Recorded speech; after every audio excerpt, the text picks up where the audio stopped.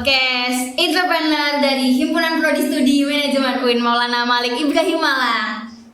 Oke, podcast kali ini kita akan bahas tema tentang mengoptimalkan potensi bisnis dengan digital marketing. Dan di samping saya ini kebetulan udah ada Kak Taufan. Wah, Kak Taufan di sini. Halo Kak Taufan. Halo.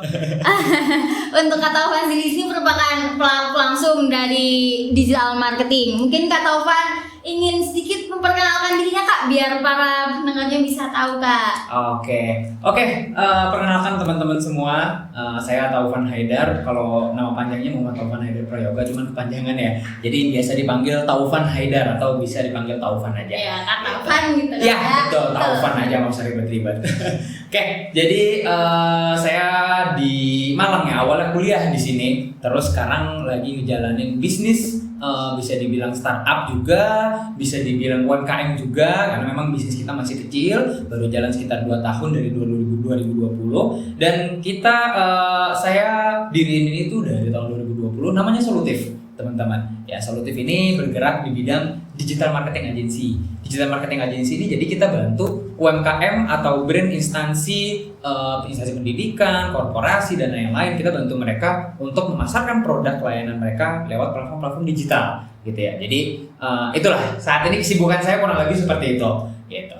Berarti kesibukan Kanvas ini merupakan bisa dikatakan agensi ya Kak? Iya, betul, agensi. Untuk sebuah sosial media manager namanya Solutif teman-teman.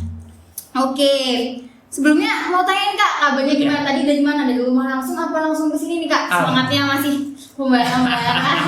Alhamdulillah baik banget. Tadi dari rumah langsung ke sini, terus hari ini langsung ketemu sama teman-teman semua ya. Jadi pengen sharing banyak banget ini. Kalau semisal pengen ngasih tahu juga ke teman-teman semua UMKM atau siapapun yang pengen ngerintis sebuah usaha gitu kan. Ini kan pasti mulainya dari nol banget gitu. Dan apa yang harus dilakukan ketika pertama kali, apa yang harus bisa dibilang kita ke jalan pertama itu kan bingung. Iya, mau ya kan? kemana nih? Mau kemana? Betul. Ketika mau bangun bisnis, idenya udah ada biasanya. Orang-orang nih idenya udah ada di kepala tapi bingung ini actionnya seperti apa gitu. Terus kalau ngomongin marketing ini apa sih yang harus dilakukan ketika pertama kali punya produk, punya layanan, terus cara marketinginnya kayak gimana, gitu kan? Nah ini banyak banget kebingungan di sini nih dari UMKM, dari para pelaku bisnis yang mereka sebenarnya udah ada ide, udah punya produk, tapi nggak bisa nih, gimana caranya? Solutif hadir. Ya, jadi kurang lebih seperti itu. Nah, fakta uniknya Kak Taufan ini lulusan dari mana ya Kak? Wah, saya juga fakta unik sekali nih. Iya nih. Jadi saya juga lulusan dari manajemen UIN Malang tahun 2017 ya. Jadi saya angkatan tahun 2017, datang ke sini, saya aslinya Bogor, terus datang ke Malang tujuannya buat kuliah kan. Terus melihat di sini bisa dibilang perkembangan digitalisasi di Malang lumayan berkembang begitu pesat gitu. Jadi saya lihat opportunity di situ dan saya pengen ambil opportunity kesempatan di sana. Saya pengen coba peruntungan, makanya untuk saat ini masih stay di Malang gitu. Masih kerasan di Malang ya. Enak banget Malang buat jadi tempat tinggal. Cocok banget ya, niatnya cuma pendidikan, siapa tahu ternyata rezekinya di sini. Betul. Kerasan dilanjut lagi ya Mas Cita. Dulu awal bentuk Solutif ini abis lulus jebret langsung bentuk Solutif apa? Sebelumnya ada sepak terjangnya nih Kak? Kerja apa dulu atau gimana gitu Kak? Mungkin bisa diceritakan. Oke, jadi waktu awal itu dulu ya, jadi kan saya dulu lulusan pondok ya kan. Dari dua saya dulu lulusan pondok, dari lulus SD, SMP sama SMA ini saya di pondok, dan saya nggak paham begitu banyak dunia di luar seperti apa perkembangannya, karena ngomongin pondok itu pasti terisolasi lah ya. Iya, kita nggak tahu dunia luar tuh kayak apa. Betul. Keluar tiba-tiba kaget gitu kan, dunia ternyata udah banyak yang berubah. Di pondok kan kita nggak megang gadget, nggak megang laptop, nggak megang kamera gitu. Jadi pas keluar ini banyak hal yang pengen saya explore gitu. Ketika keluar dari pondok, berangkat ke Malang buat kuliah, itu banyak banget hal-hal yang pengen banget saya explore, saya pengen pelajarin, saya pengen ini kayaknya seru nih, ini saya suka nih gitu. Dari situ awalnya. Terus awalnya di tahun 2018 itu saya dari awal kan udah kepikiran saya pengen jadi seorang entrepreneur gitu. Dari waktu di pondok itu saya udah mulai jualan koko gitu kan. Udah ada banget jadi ini pantesan masuk manajemen. Makanya masuk manajemen gitu karena memang saya punya goal, saya punya mimpi di situ. Saya pengen jadi entrepreneur lah. Jadi bahasa kerennya pebisnis muda gitu. Siapa sih kayak nggak pengen jadi pebisnis muda? Iya. Karena apa sih orang-orang ngeliat pebisnis muda itu kan konotasinya keren banget gitu kan. Wah, apa sih eksekutif, terus naik mobil mewah, duitnya banyak, padahal nyatanya enggak. Gitu. Jadi akhirnya saya punya goal ke situ gitu. Terus saya pengen bangun usaha sendiri. Dan ketika itu waktu itu saya mulai kenal dengan dunia videografi sama fotografi. Itu masih kuliah kan? Masih kuliah, Ya. pas banget. Dan ini tuh momentumnya gara-gara tugas kuliah sebenarnya. Momentumnya gara-gara tugas kuliah. Jadi waktu itu cerita sedikit. Waktu itu saya dapat tugas kuliah.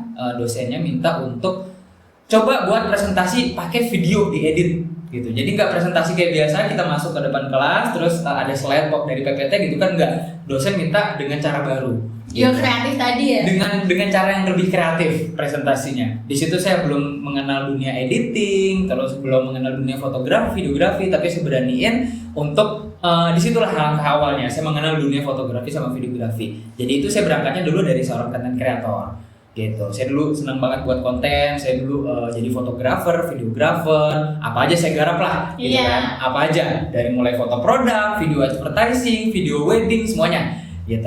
Jadi dulu kebentuklah bareng teman-teman yang kita punya satu hobi yang sama, satu punya keahlian yang sama, kebentuklah namanya JDD Production tahun 2018 gitu. Ya selayaknya mahasiswa kita sambilan kuliah, bisnis juga nggak diseriusin, yang penting kita dapat uang buat jajan gitu kan. Terus habis itu jalan 2 tahun saya ngerasa kok ini nggak ada perkembangan ya, karena memang di situ saya nggak mengerti tentang how to build a business, bagaimana cara nge-build sebuah bisnis, karena bisnis itu bukan cuma tentang situ punya keahlian, punya jasa yang bisa tawarkan, punya produk yang bisa ditawarkan, habis itu jualan, nggak cuma sekedar itu aja, tapi lebih dari itu gitu. Jadi buat teman-teman semua kalau mau pelajarin tentang bisnis, jangan cuma mikirin produknya dulu aja gitu, jangan cuma pikirin itu. Jadi banyak yang harus dipertimbangkan, harus banyak yang harus diplan mulai dari awal sampai akhir gitu. Ya udahlah, akhirnya bubar, kita jadi di production, bubar waktu itu berlima gitu, bubar karena memang nggak ada perkembangan. Habis itu saya ceritanya kerja di kafe. Kerja di kafe. Iya, kafe di daerah Dau, di daerah Demo itu kan banyak banget kafe ya. Iya. Di daerah sana. Jajan itu kak, salah satu di situ. Satu itu kan. Itu kan banyak banget, kompetisinya udah. Iya, udah raket itu. Kanan kiri banyak kafe banget kak. Udah merah lah di situ. Iya. Ya, kompetisinya udah sesama kafe itu udah berkompetisi gitu daerah sana. Terus saya masuklah ke sana. Tujuannya memang awalnya mau belajar, tapi dapat kesempatan untuk pokoknya saya jadi marketing offline dan online. Saya punya job desk satu, gimana caranya datengin customer sebanyak-banyaknya. That's it gitu. Jadi waktu itu muter otak, ini gimana ya, posisi habis corona, kafe habis tutup 3 bulan, mahasiswa pada pulang, sedangkan marketnya full, hampir 90% mahasiswa. Jadi akhirnya saya putar otak di situ waktu itu. Terus putar otak sama partner, kita kerja berdua, salah satu partner saya juga di JDD Production. Terus kita berangkat kerja di kafe tersebut. Jalanlah dari situ saya mengenal dunia digital marketing gitu. By the way, saya waktu kuliah di UIN di marketing ini, sebenarnya masih belum ada introduction tentang digital marketing, gitu kan. Jadi ketika masuk ke dalam dunia digital marketing, ini benar-benar baru mempelajari juga kan? Benar baru banget, gitu. Jadi hal yang baru, masih fresh banget, walaupun istilahnya ini udah muncul lama, gitu. Ilmunya udah lama. Ngejar gitu ya? Iya, istilahnya. harus improvisasi. Iya. Saya belajar sendiri, gitu. Dari situ kenal lah dunia digital marketing. Kenal cara buat konten di sosial media, karena waktu itu sosial media udah mulai lumayan nge-hype ya. Waktu itu tahun 2020 habis banget corona. Corona itu emang udah mulai up banget kak. Udah mulai up banget sosial media ya kan. Orang-orang pada bosen, orang-orang pada bingung ini mau ngabisin waktu di rumah ngapain gitu. Kerja WFH, ya kan, kuliah juga di rumah, ya kan, daring. Jadi akhirnya sosial media peningkatannya udah banyak mulai yang pakai gitu.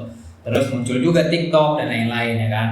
Terus katakanlah waktu itu Instagram yang waktu itu nge-hype, yang dipakai banyak brand untuk mereka memasarkan produknya.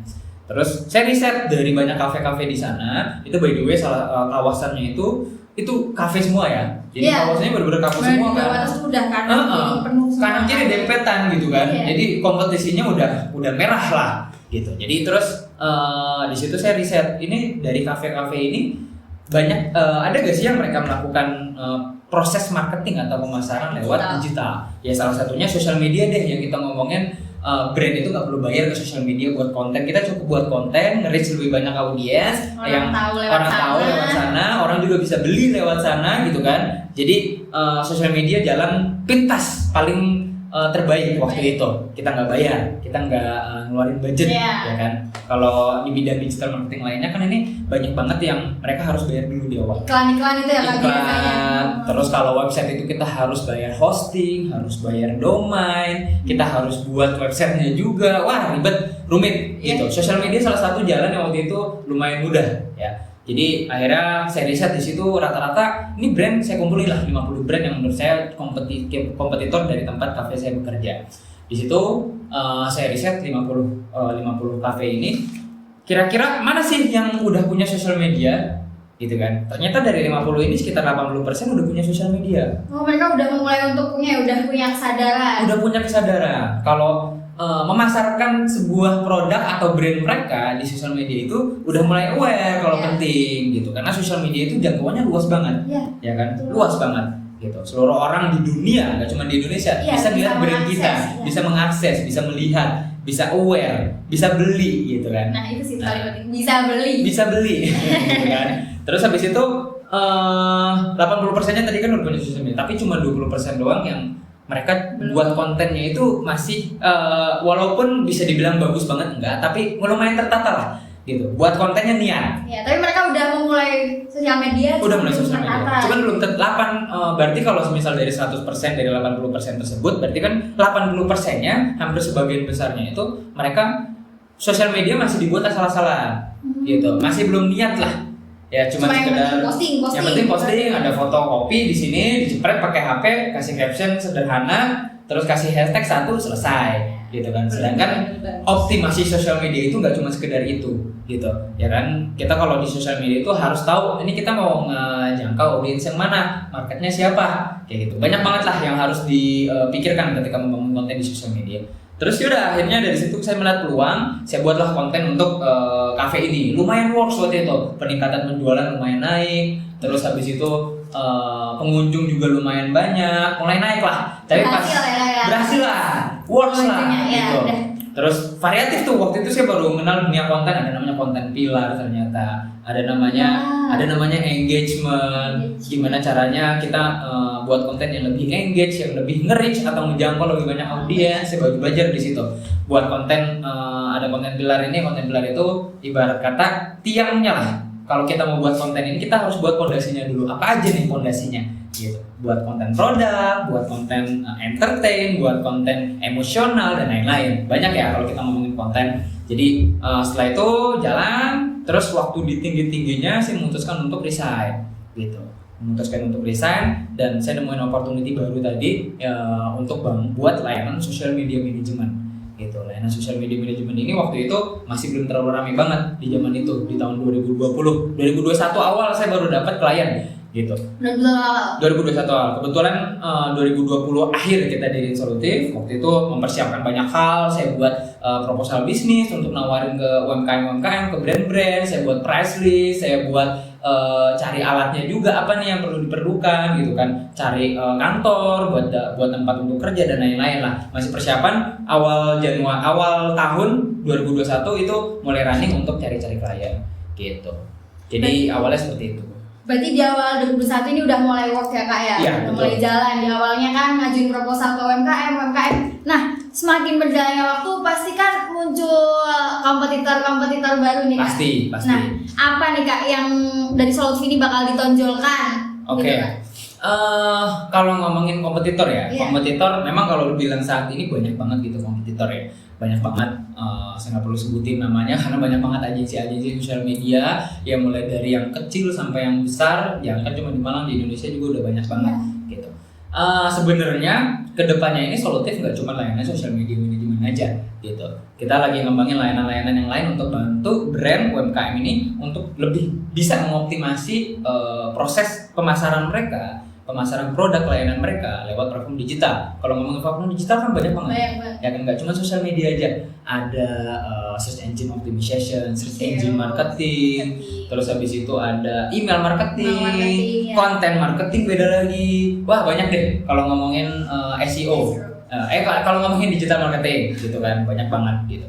Terus saya lagi ngembangin ini gitu. Jadi kalau semisal apa nih kira-kira yang dilakukan sama Solutif, sebenarnya banyak banget ya proses bisnis ini kan Panjang banget yang ngebuat customer itu loyal sama kita, karena model bisnis Solutif ini kan di layanan sosial media ini subscription berlangganan sama kayak Netflix, sama kayak Berarti pakai Spotify. email marketing itu nggak kak? Biasanya kan kayak ada tiba-tiba pesan dari Netflix dari Oke. apa buat berlangganan. Oh enggak, jadi kita sistem berlangganan itu seperti ini. Jadi contoh, kamu kan kalau pakai Netflix itu kamu harus bayar dulu baru dapat fitur-fiturnya, ya kan? Kalau misalnya kamu nggak bayar, kamu nggak bisa nonton film-film Netflix. Sana juga. Iya, nggak bisa ngakses. Nah kurang lebih seperti itu. Jadi klien bayar dulu ke kita, gitu. Klien bayar dulu ke kita dengan paket-paket tertentu. Kita punya beberapa paket untuk layanan social media management. Terus habis itu klien nanti kita buatin konten. Sesederhana itu sebenarnya. Gitu. Berarti dari Solutif sendiri nyiapin press list apa mereka bilang dulu maunya gimana gitu? Oke, kita udah pasti nyiapin press list Ya. gitu. Kalau awal mungkin iya kita masih menyesuaikan budget klien dan lain karena kita belum build portofolio. Tapi sekarang portofolio kita udah banyak, kita udah kuat portofolionya. Jadi kita udah buat press list nih. Press list kita segini nih. Kalau klien ada yang mau nanya, ada yang mau berlangganan di kita, ada yang mau kita optimasikan sosial medianya, kita manage sosial medianya. Kita kasih nih press listnya segini gitu. Sesuaikan dengan budget, sesuaikan dengan optimasi yang mau dilakukan kayak gitu.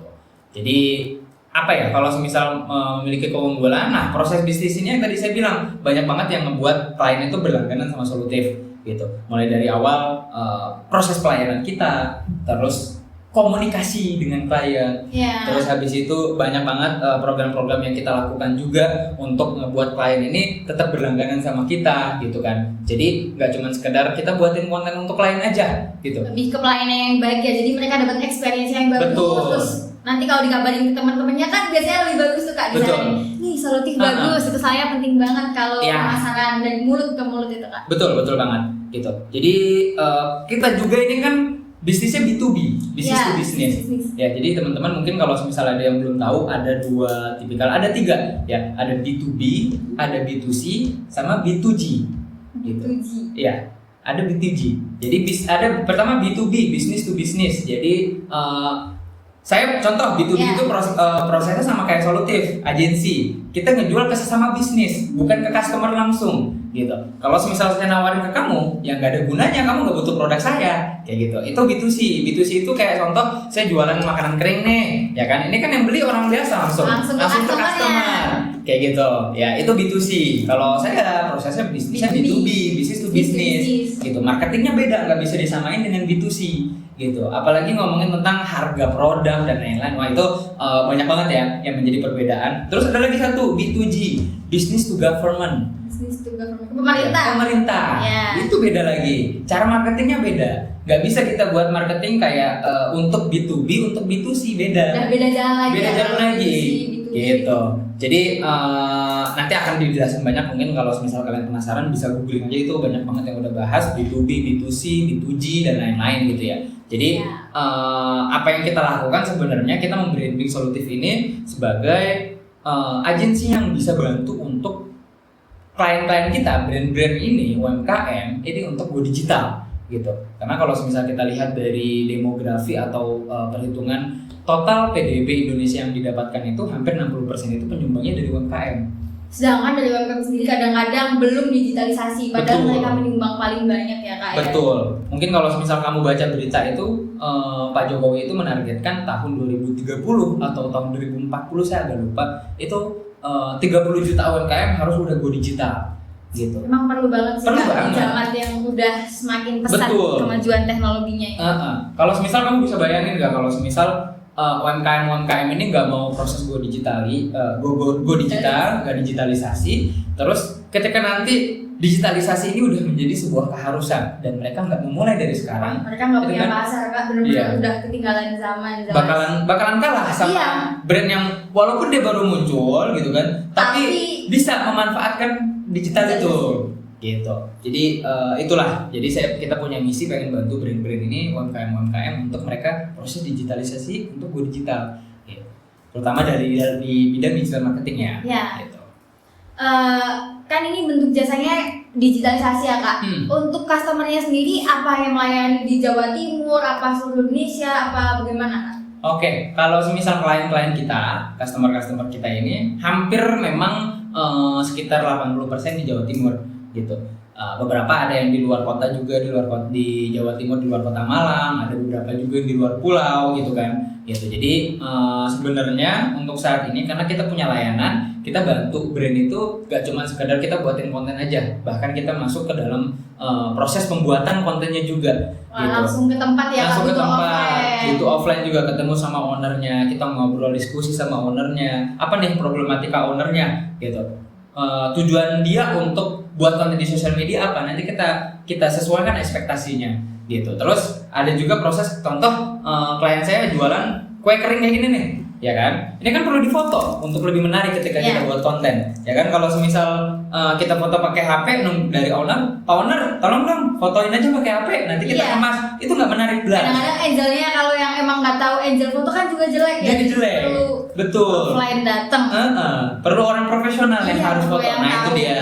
Gitu. Jadi kita untuk saat ini masih mencoba untuk menargetkan pasar di Jawa Timur dulu, gitu, di Malang, Surabaya dan sekitarnya, gitu ya. Jadi kita masih menargetkan situ karena masih menjangkau lah, gitu. Jadi masih bisa kita jangkau. Kalau misalnya ada yang di luar sana, pastinya kita akan cari solusinya, gitu. Mungkin nanti kita bisa kirim fotografer yang daerah sana, terus nanti bahannya dikirim ke kita dan lain-lain, itu udah saya rencanakan. Cuman untuk saat ini karena fokus dulu ya. Fokus dulu, betul. Karena kalau ngomongin bisnis, kalau mau scale up itu banyak banget yang harus dipikirin. Ada dana yang harus dipikirin modal, terus ada SDM juga, ya kan harus dipertimbangkan juga kita.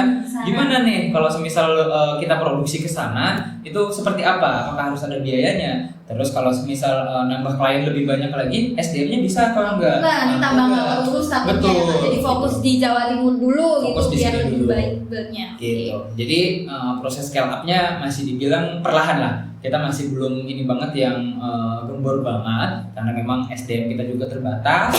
Terus banyak yang hal-hal yang menjadi faktor kenapa kita masih belum terlalu scale up banget gitu. Yang tetap kita yang saya pengen kembangin ini layanan selain social media management dulu gitu. Sejauh ini kan udah keren ya Kak, udah di luar Malang, udah ke Jawa Timur, pastinya kan customernya udah banyak. Iya. Menemui customer dari modelan A sampai Z, ada gak yang rewel-rewel aneh-aneh gitu minta yang kalau nggak udah dibikinin malah mintanya sesuai keinginan dia, padahal kan yang tahu zaman kininya kan pastinya dari pihak Sologi sendiri udah pasti memikirkan yang paling baik Kak. Gimana Kak? Ada gak customer yang kayak gitu? Banyak. banyak. Masing-masing customer kita tuh beda-beda banget gitu. Karena mereka berjalan di industri yang berbeda-beda juga. Dan setiap industri bisnis itu treatmentnya pun berbeda-beda juga gitu. Jadi pasti banyak banget perbedaan. Ada klien yang memang benar-benar nyerahin ke kita semuanya, ada gitu. Mereka bayar terus yaudah Mas ya apa bebas dijadiin seperti apa, pokoknya saya percaya kayak gitu. Ada enak juga ya kayak gitu ya. itu enak seperti itu gitu. Ada juga yang kita seperti disetir, ada juga, dan itu it's okay, no problem gitu. Cuman pastinya akan kita edukasi nih klien kita sebelum berlangganan kita, atau ketika proses kita udah jalan, kita udah mulai bekerja sama, itu kita akan edukasi mereka gitu. Kita akan pelan-pelan mengedukasi. Dikasih tahu ya, emang Diberitahu, betul. Jadi semisal contoh ada klien sebenarnya sih udah tahu nih yang bagus itu penerapannya seperti apa, tapi klien tetap kekeh maunya kayak gini. Oke, kita coba dulu gitu. Kita coba 1 bulan, tapi ternyata nggak works katakanlah gitu. Engagementnya nggak bagus, reach-nya kurang bagus, interaksinya sedikit dan lain-lain. Akhirnya di bulan kedua kita coba edukasi. Bang, Bu, ini nih hasilnya seperti ini udah nih. ada datanya biar mereka Datanya udah ada gitu. Terus saya kasih tahu data pendukung. Ini klien kita waktu itu customer kita yang lain dari brand ini udah kita coba dengan treatment yang seperti ini dan works Bu ternyata gitu. Ibu mau nggak coba kalau dengan pakai treatment yang seperti ini kita coba? Oh ya deh Mas, coba dulu. Akhirnya. Ternyata work. Nah dari situ kan klien itu butuh dikasih data. Mereka itu nggak pengen cuma dikasih tahu lewat omongan aja. Faktanya Harus kita kasih tahu dulu faktanya. Kalau faktanya seperti ini dan dia percaya, ya udah kesananya gampang. Kalau ketemu yang ngeyel-ngeyel gitu harus dikasih sodorin fakta gitu ya. Kalau yang ketemu yang awal enak gitu udah enak kalau itu udah enak. Itu kedepannya bakalan lebih mudah lah gitu. Karena kita bisa banyak trial and error gitu. Karena proses buat konten di awal itu nggak semudah kita buat konten otomatis konten kita meledak, banyak yang likes, Harus banyak yang percobaan komen. dulu ya. Harus banyak percobaan dulu karena ngomongin konten itu kita harus tahu dulu nih, ini kita buat konten untuk siapa, ya kan? Audiens yang mau ditargetin siapa? Mereka sukanya apa? Gitu. Mereka suka konten produk kah? Mereka suka konten yang menghibur kah? Mereka suka konten yang lebih ke emosional kah? Gitu. Nah, kita Berarti harus dilihat pasarnya dulu tadi. Mereka Dilihat mintanya pasarnya dulu. apa? Kontennya kita kasih itu biar bisa Betul. meledak gitu Kak. Betul, Oh. gitu. Harus kayak gitu. Gitu. Jadi nggak bisa kita buat konten, ya udah kita buat konten dulu aja, yang penting upload rutin. Nggak bisa. Itu bisa dibilang Sia-sia lah Kak, nggak ngasih. sia-sia enggak ya? Kalau Oh, dibilang enggak. sia-sia enggak ya. Enggak. Tapi lebih ke terlalu banyak wasting time, terlalu banyak membuang waktu, Ya. gitu. Jadi lebih baik benar-benar di apa ya? Di Konsep dulu lah konsep ya. dulu, dicari tahu dulu nih mau nargetin ke audiens yang seperti apa. Gitu. Oke. Dan dilihat juga ini sosial media ini kontennya seperti apa. Apakah bisa kalau misal brandnya ngikutin tren yang ada gitu. Kalau di TikTok kan trennya berubah terus tuh, Iya, cepet banget itu Cepet apa banget ya. trennya TikTok, lagu-lagunya tren Heeh. baru cepet. Sekarang yang lagi ngetren apa? Daging Thailand Kak. Sebenarnya sih itu ya, Iya. saya tahu. Terus 17-an. Iya, 17-an. Ya kan? 17-an. Karena 17 Agustus itu kan momentum gitu. Ah, gitu berarti Kak 17 langsung. Brand bisa langsung masuk ke tren itu gitu. Buat hal-hal yang ini kan lagi tren 17-an. Contoh ya, orang-orang lomba makan kerupuk, kamu Iya. jualan bolu, lomba makan bolu gitu kan. Timnya Bisa disuruh sambungin lah bisa ya, sambungin lah. lomba-lomba. Gitu. Jadi tren ini bisa di apa ya? Bisa Modifikasi, dimaksimalkan, bisa dimaksimal. dimodifikasi. Biasanya amati tiru modifikasi pakai konsep Betul ATM. itu. Gitu. Jadi itulah buat konten itu bisa dibilang kompleks tapi sebenarnya mudah gitu. Balik lagi sebenarnya nggak ada cara-cara gitu buat konten gimana caranya biar dia engage, biar dia bener-bener growth, dia nonton. Bahasa mudahnya sekarang FYP lah ya. Iya, FYP gitu. Orang-orang menyebutnya FYP gitu. Gimana sih cara buat konten FYP sebenarnya nggak ada cara-cara apa ya teknis yang Iya, benar-benar nggak ada sebenarnya cara pasti gitu, nggak ada cara pasti karena konten kan berubah-berubah. Tapi yang pasti yang saya terapin sampai saat ini, kalau misal kontennya menarik buat ditonton sama audiens yang kamu targetin, ya itu konten udah pasti bakalan grow. Sesimpel itu. Kalau semisal nggak menarik ya udah. Tapi berarti harus pintar-pintar lihat dulu nih, ini pengennya apa, Betul. dikasih. Tapi kalau kita salah masuk udah, nggak Iya. masuk ke FYP-nya orang-orang yang kita Nggak pengen masuk, juga. nggak masuk. Cara gitu kerja ya, Kak. TikTok itu sebenarnya algoritmanya jauh lebih enak daripada Instagram, Instagram. gitu sebenarnya. Tapi apa ya? Karena memang sekarang persaingan di dunia konten Banyak juga memang, banyak Kak, ya. juga, jadi ya harus bersaing juga. Dan bersaingnya lewat apa? Lewat diferensiasi. Apa yang ngebuat beda antara konten kamu dengan konten brand lain, dengan konten orang lain? Ya, Kayak biar gitu. tetap muncul di FYP tadi. Biar tetap muncul, biar orang tuh seger gitu. Orang tuh sekarang lebih suka yang instan. Mereka udah ngeliat ini, makanya kenapa TikTok trennya cepat berubah? Karena orang itu suka yang instan. Mereka nggak mau lama-lama berada di satu momen tertentu. Contoh ya 17-an ini di akhir bulan Agustus ini Udah hilang. hilang trennya. Iya, cepet banget emang TikTok. Cepet Makanya banget. orang-orang nggak gampang bosen ya Kak ya. Betul, gitu. Karena memang algoritma TikTok itu dibuat seperti itu. Gitu. Jadi kenapa biar cepet banget? Nah itu dia. Brand juga harus menyesuaikan, harus bisa ngikutin tren, harus bisa mengikuti perubahan yang cepat tadi. Kayak gitu. Kalau misal stuck tetap di situ aja ya, mau sulit. Iya, nggak bisa Sulit. masuk ke yang tadi FYP tadi Betul. ya Kak ya. Dari banyaknya ini kan pasti ada yang mulai dari UMKM atau mereka udah mulai punya sosial media atau malah belum sama sekali nih Kak. Oke. Kebanyakan udah punya apa belum sama sekali?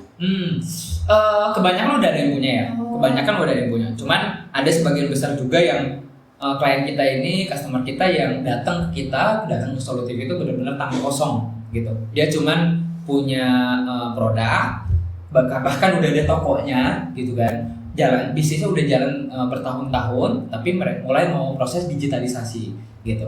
Jadi kita bantulah buatin untuk sosial medianya, kita buatin email, kita buatin registrasi untuk ini itu gitu. Benar-benar kita mulai dari awal gitu.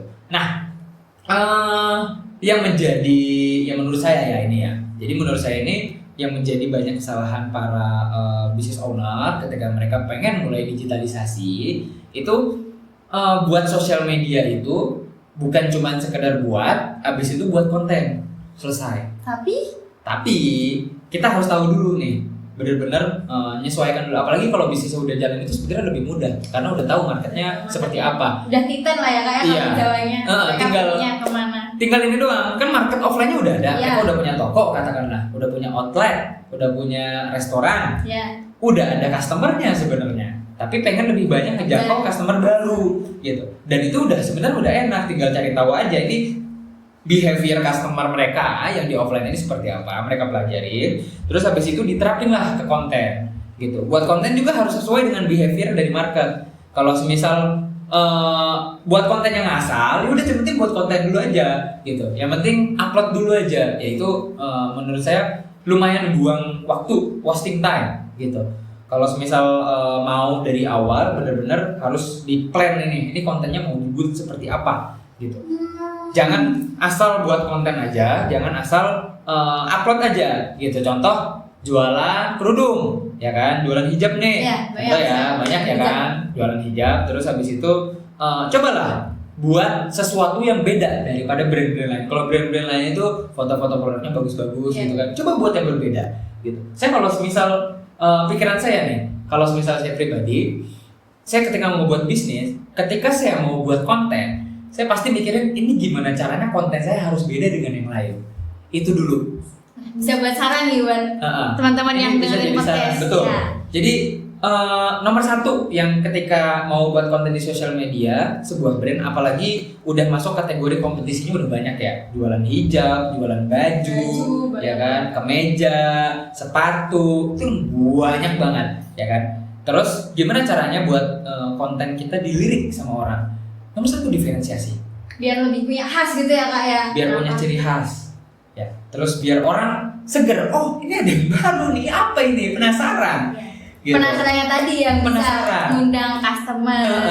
Ya, kalau kalian pernah belajar, mungkin kalian bisa searching habis ini ada namanya marketing funnel. Ya, marketing funnel itu corong. Ada funnel itu kan artinya corong, ya kan? Artinya corong marketing, corong pemasaran. Lebih mengerucut. Ya kan, kalau corong kan semakin ke bawah semakin mengerucut, gitu kan. Ada banyak banget marketing funnel yang bisa dipelajarin. Ada yang paling sering banyak dipakai AIDA, AISAS dan lain-lain. Ya itulah kurang lebih seperti itu. Prosesnya mulai dari awareness, interest, habis itu desire sampai ke action, gitu ya. Jadi seperti itu. Buat diferensiasi dulu.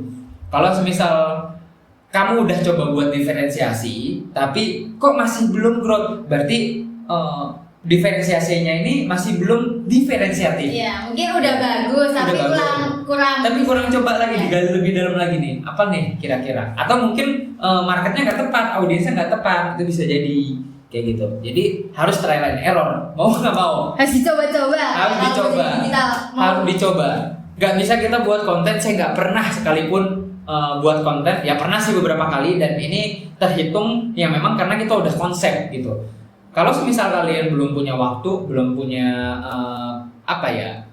ilmu atau pengetahuan tentang digital marketing, nggak tahu cara konsepnya kayak gimana gitu kan, tapi mau mulai buat konten, buat yang beda gitu aja. Saya pasti bilang kayak gitu kalau semisal ada yang minta saran atau ada klien yang konsultasi ke kita gitu, itu saya pasti bilang harus buat yang beda. Apalagi kalau semisal marketnya udah rame, udah kompetisi udah red, udah merah lah ya. Jadi kompetisi udah banyak, itu akan susah kalau misal kita nggak diferensiatif, kalau nggak beda gitu. Nah itu aja dulu. Kalau semisal beda udah dijalanin, tapi ternyata mulai ada peningkatan nih, coba gali lebih dalam, nanti akan dapat banyak evaluasi tuh. Oh ternyata audiens sukanya yang seperti ini, kayak gitu. Banyakin lah konten yang seperti ini. Oh makin naik lagi, turutin maunya audiens kayak gimana, gitu. Berarti dari teman-teman nih yang mau mulai awal bisnis tuh, yang penting mulai dulu nih, trial and error. Nanti udah ketemu keunikannya, khasnya, bedanya di situ bisa langsung diterusin ya Kak. Kalau udah nemu khasnya sendiri. Iya. Gitu. Jangan mau cepet instan kalau buat konten. Jangan patah semangat juga Kak. Nggak naik FYP nih, nggak mau buat lagi, salah itu ya Kak ya. Contoh buat konten di TikTok 1 bulan rutin buat konten 15 konten katakanlah, ya kan, ini 1 bulan pertama nih, ya kan. 1 bulan pertama ini biasanya konten-kontennya ini masih belum terlalu nge-up banget. TikTok masih mempelajari akun kita. Akun kita ini gak pantas gak kalau misal kontennya di FYP-in. Saya bahasanya itu didistribusikan ke lebih banyak audiens, ke lebih banyak user pengguna TikTok gitu kan. Dilihat dulu, oh ternyata dia upload rutin, oh ternyata dia konsisten. Berarti dari TikTok tuh juga benar-benar melihat ya kak, ini akunnya konsisten enggak? Melihat Itu pasti, pasti melihat. Terus kontennya ini layak gak? Coba contoh kayak gini, kamu buat kamu punya brand Ya. gitu kan. Terus katakanlah kamu upload pertama 3 konten nih di TikTok, ya kan? Terus upload 3 konten, nanti TikTok akan melihat dari 3 ini mana yang punya potensi untuk growth atau punya potensi untuk tumbuh, gitu. Dicobalah 3 konten ini disebarin ke audiens. Makanya rata-rata ketika kita upload di konten itu, ketika nggak growth itu rata-rata 200 yang nonton, 300. Oh, ya, segitu Itu juga. karena TikTok udah mendistribusikan awalnya. Kalau misal konten kita menarik, itu nonton orang kan bisa dibilang menarik, orang nonton sampai akhir. Iya. Terus habisnya itu diulang lagi, itu namanya terjadi looping kalau di TikTok. Dan ketika looping terjadi, konten kita semakin didistribusikan ke lebih banyak audiens sama TikTok. Oh, berarti TikTok juga lihat ya berapa lama orang lihat. Berapa orang lama lihat, orang skip gak, orang scroll gak, gitu. Orang ngulang gak kontennya, kayak gitu. Itu dilihat, gitu. Makanya banyak banget konten kreator personal branding yang mereka menjelaskan kalau buat konten itu nggak usah lama-lama, 15 detik saya setuju. Gitu. Biar adanya terjadi looping dulu nih, biar banyak orang nonton lagi, gitu. Akhirnya dari 3 konten ini katakanlah 2 konten gak berhasil, yang nonton udah mentok 200 orang. Yang satu ada ternyata masuk ke dalam market tertentu dan market tertentu ini itu tertarik nonton sampai akhir, terjadi looping. Nah nontonlah, ada yang nonton 1000 katakanlah nembus gitu. Terus ketika nggak naik lagi, berarti kemampuan kontennya cuma sampai segitu doang. Kayak gitu. Berarti harus ditingkatin. Konten kayak gini nih udah mulai masuk nih ke audiens. Nah, yang ini nih udah diterima nih. Berarti yang satu tadi tuh kayak yang Betul, diulang. dievaluasi. Ini apa nih yang kurang nih? Pengambilannya Diperbaiki, kah? habis itu diulang lagi nggak apa kayak? Diulang lagi nggak apa-apa, dicoba. Namanya itu trial and error, gitu. Jadi jangan mau instan kalau buat konten. Jangan berharap, waduh, ini buat konten 1 bulan. Terus habis itu kok nggak ada yang FYP ya? Ya, itu berarti masih ada yang salah di kontennya, masih ada yang belum tepat, kayak gitu. Ya, jadi itulah kalau ngomongin soal konten sebenarnya kompleks ya. Benar-benar yang penting jangan pantang menyerah ya kak ya. Mau trial and error, jangan mintanya instan langsung. Soalnya persaingannya udah benar-benar ketat ya kak ya. Udah persaingan udah ketat. Nggak terima satu Malang aja itu udah se-Indonesia mana-mana. Se-Indonesia udah seluruh dunia Iya, seluruh kalau dunia. ngomongin sosial media gitu. Bayangkan konten kamu berkompetisi dengan katakanlah jutaan konten yang diupload di waktu bersamaan gitu kan. Nah disitulah kompetisi mulai. Gimana caranya kamu menangkan kompetisi ini? Ya dengan apa? Dengan diferensiasi. Tadi ya. Sesimpel itu lah. Saya nggak perlu ngejelasin tentang kamu buat konten itu harus upload jam segini ya. Terus hashtagnya itu harus kayak gini. Sebenarnya nggak hoax. Kenapa Itu bisa benar. dikatakan kayak gitu kak? Karena itu cara kerja algoritma. Ya, contoh, kenapa orang-orang itu menyarankan upload konten itu di jam 6 sore sampai jam 8 malam? Karena di situ orang-orang itu lagi lagi main sosial media. Mereka udah nggak kerja, mereka udah pulang kerja, mereka udah pulang kuliah, anak-anak udah pulang sekolah, ibu-ibu rumah tangga, para pekerja udah lagi pada istirahat. Lagi banyak yang buka TikTok. Lagi banyak yang buka makanya. TikTok gitu. Jadi kenapa disarankan seperti itu? Tapi sebenarnya yang saya jalanin sejauh ini, kita buat konten-konten klien, kita buat manage konten-konten mereka, ini juga menjadi salah satu faktor terbesar kok. Bukan faktor utama ya Bukan kak ya? faktor utama. Penggunaan hashtag, terus penggunaan lagu dan lain itu memang bisa menyumbang. Tapi menurut saya dulu pernah kok tembus sampai 8 juta audiens itu nggak pakai song yang lagi viral, terus nggak pakai hashtag yang lagi viral, terus captionnya pun sederhana, tapi isi kontennya menarik, different, berbeda, buat orang penasaran, buat mengundang kontroversial. Nah itu kak, orang-orang kepo kontroversial apa nih makin lama. Komen. Semakin banyak yang komen, semakin yang banyak berinteraksi. Oh, Ada interaksi namanya itu berarti interaksi penting ya, Kak? penting.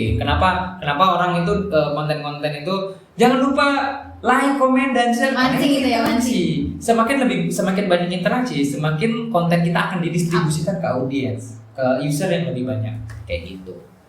Gitu ya kak. Ini kak kan sebagai salah satu pelaku digital marketing yang udah jalan lama lah kayak hitungannya ini Yeah. udah dari 2020 sekarang 2023. Pesannya nih kak buat yang emang mau memulai, tadi kan udah di-spill nih Kak, jangan putus asa, mungkin ada motivasi-motivasi lain buat teman-teman secara general lah, nggak cuma yang digital marketing aja. Sebagai kakak juga sebagai alumni dari UIN Malang sendiri nih Kak ya.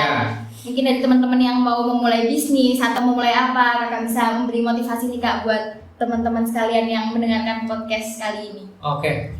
Apa ya? Sebenarnya sih nggak banyak pesan ya. Saya nggak jago buat motivasi itu.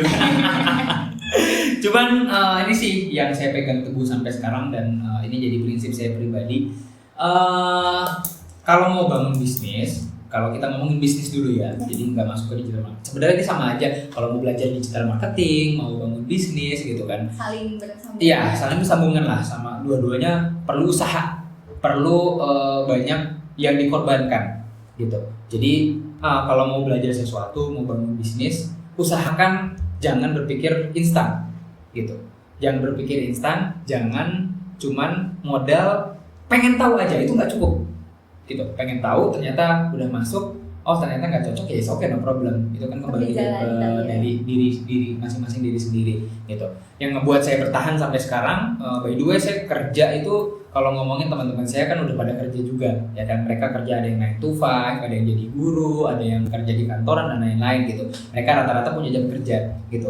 Kalau saya nggak punya jam kerja gitu. 24 jam Kak? 24 jam, dari bangun tidur sampai tidur lagi ngurusin bisnis sendiri gitu. Ngurusin, harus komunikasi sama klien, harus tim ini harus dihandle gitu kan. Jadi itulah, kalau semisal mau mikirnya nanti outputnya bakalan enak, emang enak gitu. Jadi banyak banget goals masing-masing, setiap orang beda ya. Kalau goal saya pribadi, saya pengen coba untuk melakukan sesuatu hal yang sebelumnya saya belum pernah lakukan, dan ini bisa dibilang ekstrim buat saya gitu. Resikonya banyak dan saya suka itu, tantangan gitu. Jadi banyak banget, dan yang ngebuat saya tetap bertahan sekarang itu karena saya cinta sama pekerjaan ini gitu. Jadi nomor 1 cinta sama sayang. Kalau udah suka, cinta, sayang, wah ngejalannya enak. Pun nanti ketika ketika kemungkinan skenario terburuknya saya gagal di sini, tapi saya ngejalaninnya dengan penuh cinta, itu ikhlas lah Kak jatuhnya ya Kak. Ya ikhlas pasti ya. Tapi lebih ke oh selama jalan berapa tahun, katakanlah di tahun 5 nih, nauzubillah, katakanlah amit-amit solutif nggak bisa lanjut, saya benar-benar katakanlah bangkrut gitu ya. Saya flow atau gagal, ya saya di situ nggak bakalan ngerasa sia-sia gitu, karena saya ngejalaninnya penuh dengan cinta. Emang saya ngejalaninnya suka gitu ya. Gitu. Kalau misal ngomongin bosen, boring dan lain itu pasti ada gitu. Tapi gimana cara kita untuk tetap ngejalaninnya dengan penuh rasa suka tadi aja gitu. Itu aja. Kalau dari saya, kalau misal ada yang nanya, kok bisa tetap bertahan, kok bisa tetap bisa berkembang sampai sekarang, saya suka sama pekerjaan ini. Karena kalau misal kamu mau belajar digital marketing atau dari teman-teman manajemen, ada yang mau bangun bisnis, kalau nggak cinta sama pekerjaannya, kedepannya bakalan susah gitu. Dan itu yang membuat jadi motivasi terbesar gitu, untuk tetap saya gimana caranya biar tetap gigih, biar tetap punya semangat, biar tetap punya motivasi lah di situ gitu. Terus kalau ngomongin soal belajar digital marketing untuk brand-brand ya, kadang-kadang untuk UMKM sebenarnya kalau semisal mau masuk ke dunia digital marketing, produknya mau di marketing secara digital, itu sebenarnya bisa lewat 2 jalan. Kamu hire orang, ya kan? Kamu cari digital marketer, tolong lah ya gampangnya, orang cari. Iya, cari karyawan lah bahasa mudahnya. Open hiring gitu ya, open recruitment. Sama satu lagi hire agency. 2 ini aja jalannya. Gitu. Atau belajar sendiri sama satu lagi. Tapi kalau ngomongin business owner itu biasanya mereka udah sibuk. Sama harusnya punya tim memang kalau. Iya, betul. Biasanya business owner nggak punya waktu untuk mikirin satu bidang gitu. Pemasarannya nggak bisa. Dia harus mikirin distribusi produknya, harus mikirin tentang kualitas produknya, belum lagi kayak SDM, belum lagi keuangan. Waduh, pusing. Kompleks banget ya Kak. Kompleks gitu. Jadi ada 3 pilihan. Pertama, si business owner belajar sendiri, akhirnya menjalankan sendiri. Yang kedua, hire orang.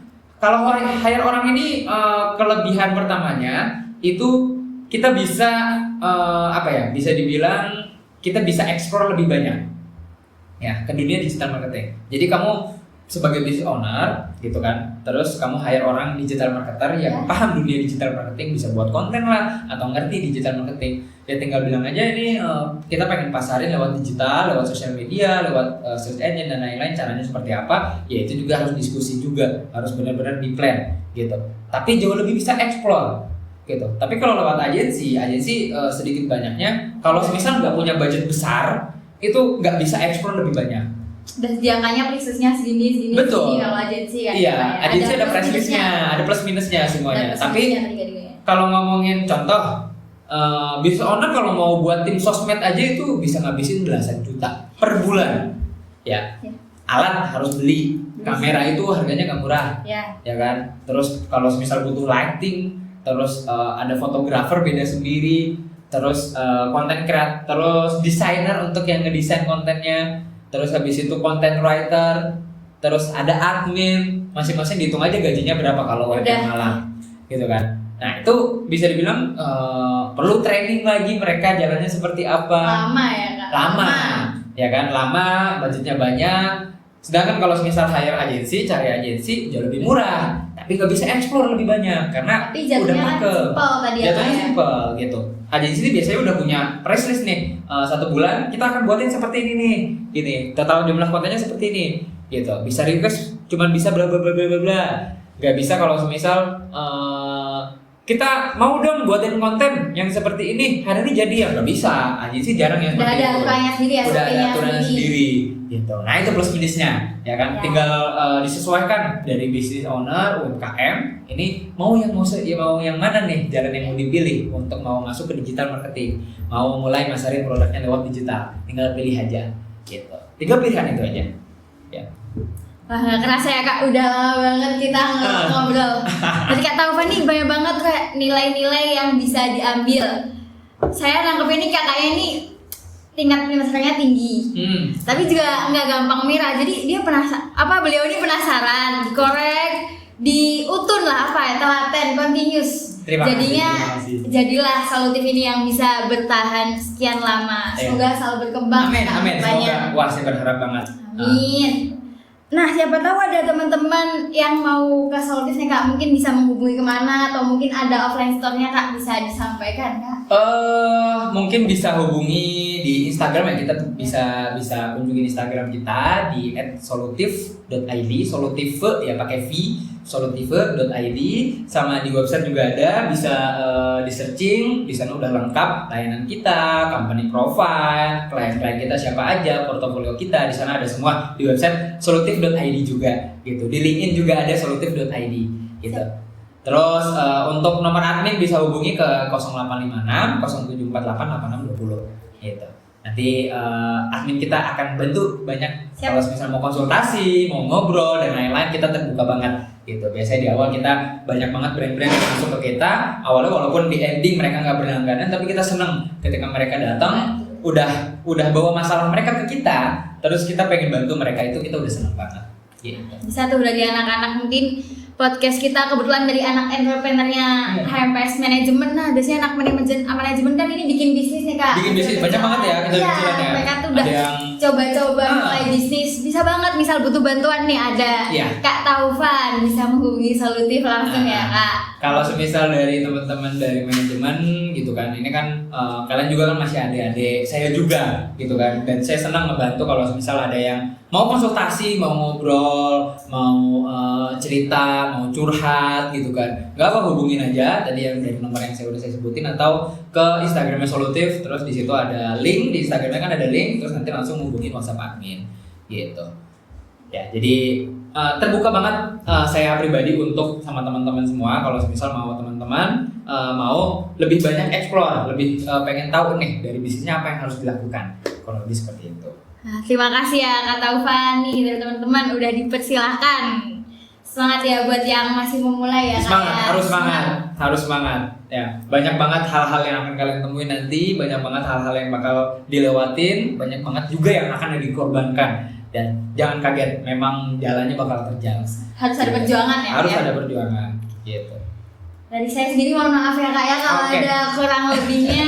Terima kasih juga udah meluangkan waktunya. Terima kasih banyak, saya juga sorry banget kalau semisal apa yang saya sampaikan mungkin banyak yang pro kontra gitu kan, Ya, banyak cukup yang nggak banget, Kak. setuju gitu. Ilmu baru buat kita sama teman-teman yang bakal dengerin podcast ini. Iya. Terima kasih ya Kak, mungkin sekian. Wassalamualaikum warahmatullahi wabarakatuh. Waalaikumsalam warahmatullahi wabarakatuh. See you semuanya. See you.